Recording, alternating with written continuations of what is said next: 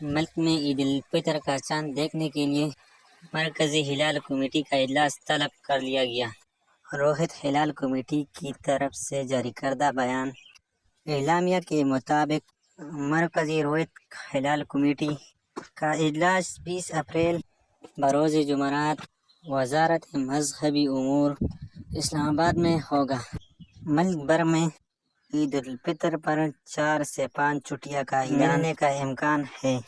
اعلامیہ میں مزید بتایا گیا ہے کہ مرکزی روہت ہلال کمیٹی کا اجلاس کی صدارت چیئرمین مولانا عبدالحبیر آزاد کریں گے۔ زونل کمیٹیوں کا اجلاس ملک بھر میں مقررہ مقامات پر ہوگا۔ اس سے قبل روہت ہلال ریسرچ کونسل کے سیکرٹری جنرل خالد اعجاز مفتی نے کہا ہے کہ 20 اپریل میں شامل عید الفطر کے ہلال کی رویت نہیں ہوگی۔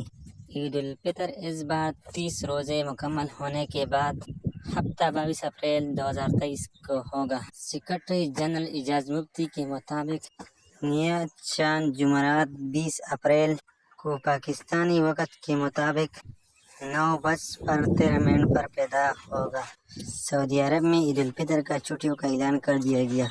اس روز 29 رمضان المبارک کے شام غروب آفتاب کے وقت چاند کی عمر جو رویت کے لیے 19 گھنٹوں سے زائد ہونی چاہیے کہ وہ پاکستان کے تمام علاقوں میں 10 گھنٹوں سے بھی کم ہوگی۔ کویتی ماہران ماہر فلکیات عادل سعودی نے کہا کہ سال رواں 1444 ہجری میں بھی عید الفطر مسلم ممالک میں مختلف ایام میں منائی جائے گی اور اس کا انحصار شوال کے آنے پر ہوگا۔ تاہم رمضان کا اختتام 21 اپریل کو ہوگا اور عید 22 اپریل کو ہوگی۔